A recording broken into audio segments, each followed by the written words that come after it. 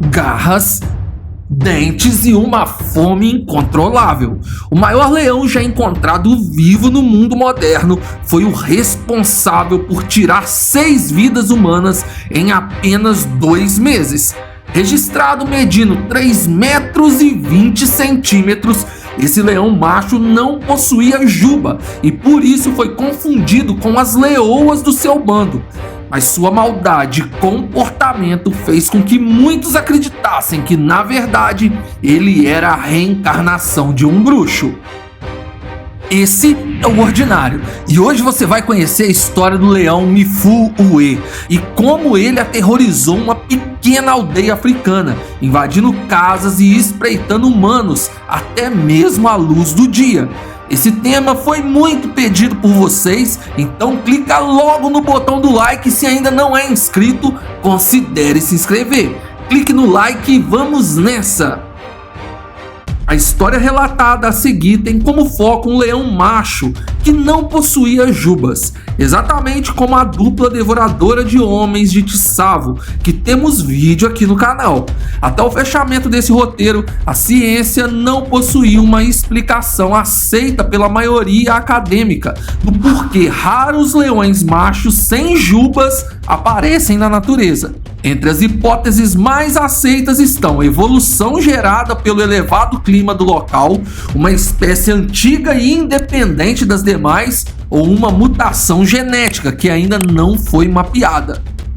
1991, arredores de Mifu'e, Vale do Rio Luangwa, Zâmbia, África. Mifu'e é uma cidade que possui uma vasta área selvagem a seu redor, com tribos vivendo em aldeias e vilas, coexistindo pacificamente com a vida selvagem. Parte da área selvagem tem proibição de caça de qualquer animal e uma pequena parte é permitido o abatimento de alguns animais. Em 1991, um felino enorme surgiu na região. O que espantou logo de cara foi seu tamanho diferenciado. Por não possuir juba, os aldeões que moravam no local começaram a dizer que uma leoa enorme tinha se juntado a um bando. Só que na verdade, aquele seria o monstro que fariam os próximos 60 dias serem inesquecíveis, mas por motivos terríveis. Um caçador ilegal ouviu dizer que a suposta leoa seria enorme e tentou abatê-la. Porém, o felino fugiu ferido e isso fez com que o leão criasse um sentimento de raiva pelos humanos, fazendo deles sua principal presa. 2 garotos estavam voltando para casa no final do dia. E pouco antes de anoitecer, o leão atacou um deles. O outro conseguiu fugir e relatou o que tinha ocorrido. O ataque aconteceu nas proximidades da aldeia. Quando as autoridades chegaram ao local, encontraram algumas roupas rasgadas e um pedaço do crânio do garoto marcado por garras. De acordo com o garoto que fugiu e sobreviveu, o autor seria uma leoa enorme e teria agido sozinha.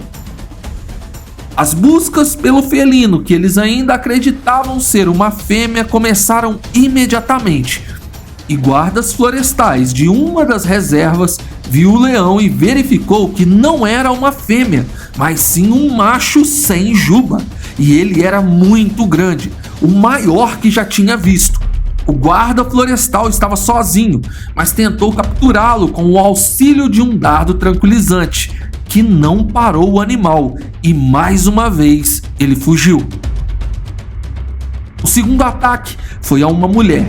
Ocorreu à noite já dentro do território da aldeia.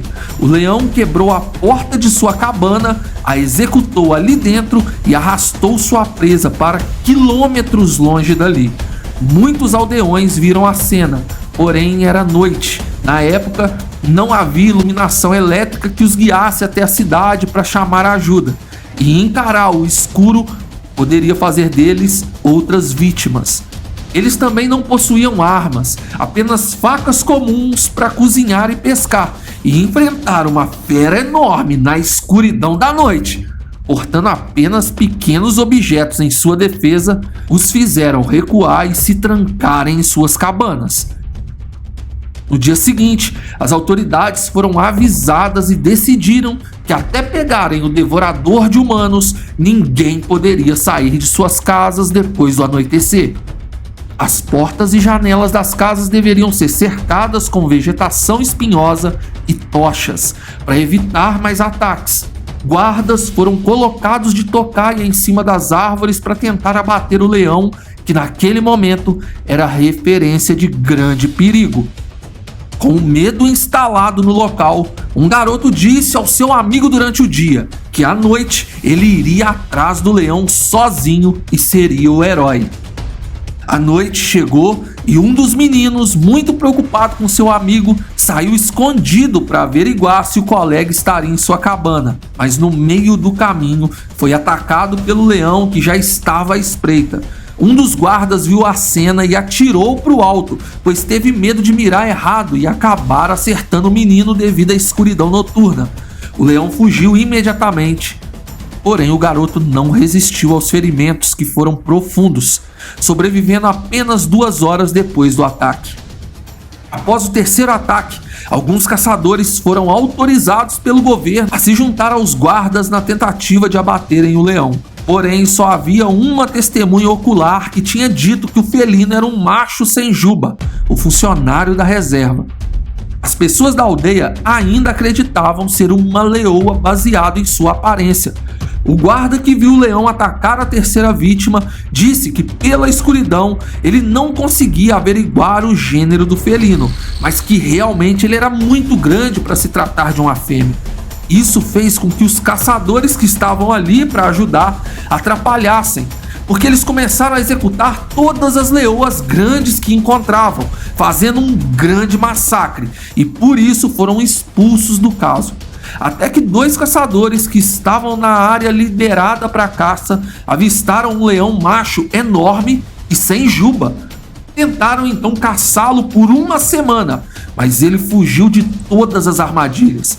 Eles avisaram as autoridades locais que pensaram que o leão tinha mudado de região e que os ataques acabariam. Mas na verdade, o felino percebeu a grande movimentação humana para proteger as aldeias e se afastou, apenas esperando que os guardas e caçadores fossem embora. Com a baixa dos guardas e a falta de avistamento do leão, todos acreditaram que o pesadelo tinha chegado ao fim. Até que mais 2 ataques em dias seguidos ocorreram, à noite e em aldeias diferentes, uma ao lado da outra, ambos de homens que demoraram para se trancar em suas casas. Os guardas voltaram a seus postos noturnos e as regras de cercarem as casas também voltou a ser praticada.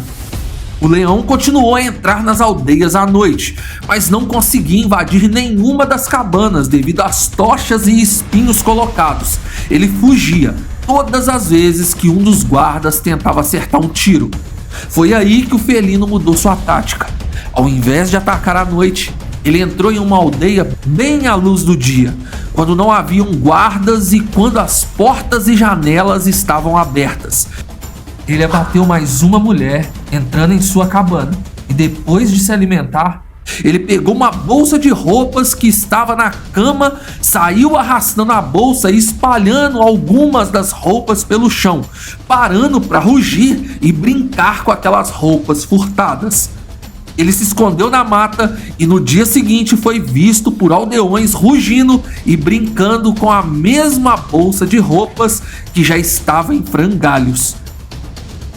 Devido a seu comportamento, tamanho e aparência distinta, os aldeões disseram que aquele leão era a reencarnação de um bruxo que tinha amaldiçoado o local antes de falecer por ter sido expulso de lá por praticar feitiçaria.